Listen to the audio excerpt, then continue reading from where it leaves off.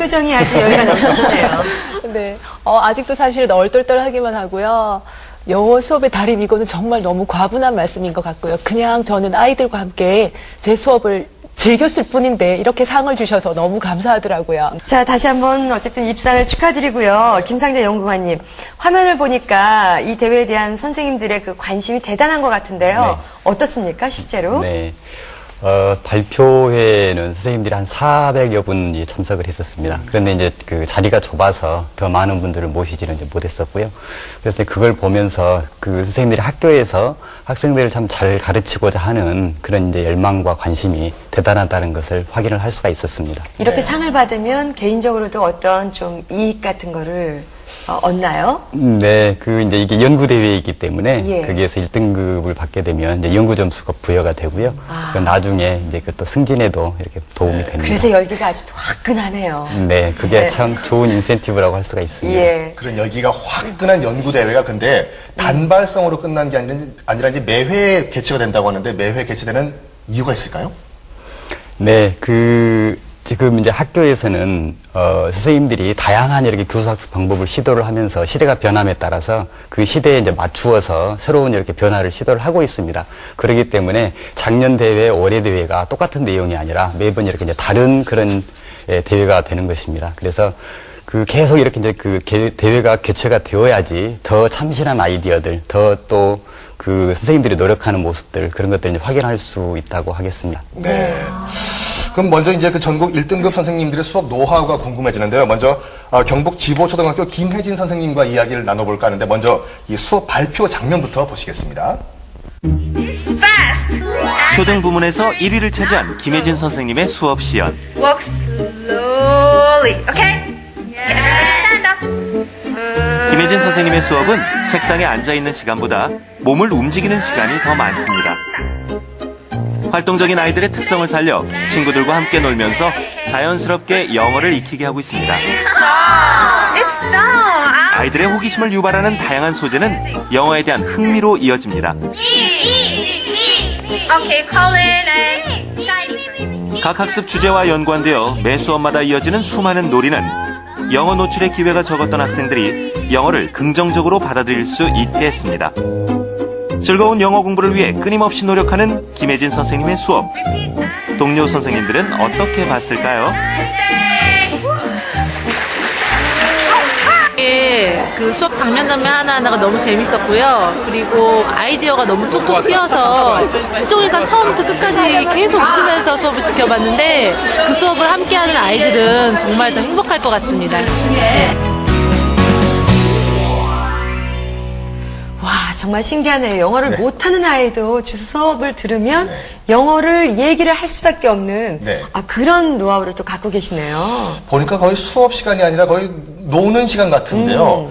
우리 교과부의 심사위원 여러분께서는 우리 김혜진 선생님 어떻게 평가하셨습니까? 네, 김예진 선생님의 이제 수업은 현장 실사를 다녀오신 심사위원들께서 굉장히 감동을 받은 수업이었습니다. 네. 9명의 학생을 대상으로 해서, 모든 학생, 한 명 한 명 학생들이 영어를 재미있고 즐겁게 배울 수 있게끔, 그렇게 이제 수업을 자연스럽게 이끌어 나갔다는 평이었습니다. 어떤 계기로 이런 수업을 처음 시도하게 되셨는지요? 네, 저희 지보초등학교는 경상북도 예천군에 위치해 있고 전교생이 한 80여 명 정도 되는 전형적인 농촌 학교예요. 그래가지고 아무래도 외국인을 접해본다거나 아니면 영어 학원을 통해서 영어를 배워볼 기회가 거의 없습니다. 그래서 이런 한계를 아이들에게 없애주고 싶었고 또 아이들로 하여금 영어 수업에 대해서 즐거움이라는 재미를 주고 싶었습니다. 그래서 이런 근데 지금 방금 보신 바와 같이 이제 김혜진 선생님의 영어 수업의 특징은 이 멀티 감각 놀이의 활용이라고 하는데 일단 그 멀티 감각 놀이가 뭐고 이것을 왜 그 수업 시간에 활용을 하시게 됐나요? 네, 피아제에 의하면 이 시기의 아이들은 구체적 조작기에 해당이 되고 구체적인 사물과 경험에 의해서만 체계적인 사고가 가능하다고 하였습니다. 그리고 또한 루소 또한 이 시기의 아이들은 감각적인 경험을 통해서 사물을 지각한다고 보았거든요. 그래서 저도 이 수업 속에서 감각적인 경험, 감각적인 활동을 투입해 보아야겠다라는 생각을 통해서 아이들에게 효과적인 수업을 한번 이끌어 봐야겠다 생각을 하게 되었습니다. 네. 방금 선생님 말씀만 들어봐도 참 재미있는 거의 놀이와 같은 수업이고 아까 우리가 VCR을 통해서 봤을 때도 정말 놀이와 같은 수업이었는데 그러면 이 멀티 감각 놀이 한두 가지만 좀 소개를 좀 부탁드릴게요.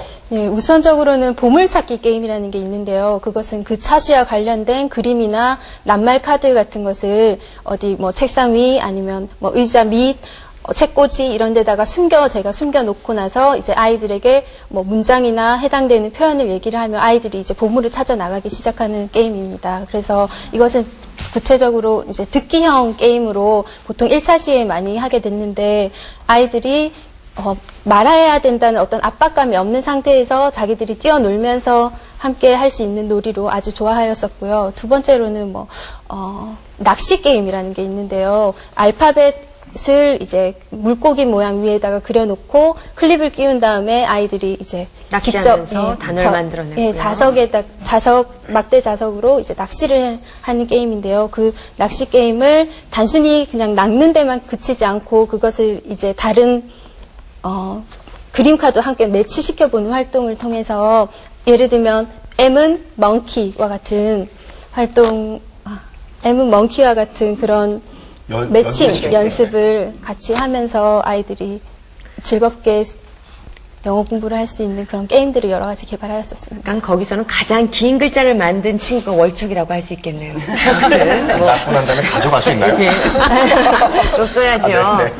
이런 식으로 공부한 학생들이 어떻게 그 단어를 쉽게 읽겠습니까? 정말 그 감각을 참 많이 이용하시는데, 근데 아이들은 똑같은 게임을 하면 또 싫어하잖아요. 그래서 이런 그 아이디어를 계속해서 고안해 내셔야 될 텐데, 어떻게 그런 창작, 아니면 어떤 거에 도움을 받으시는지요?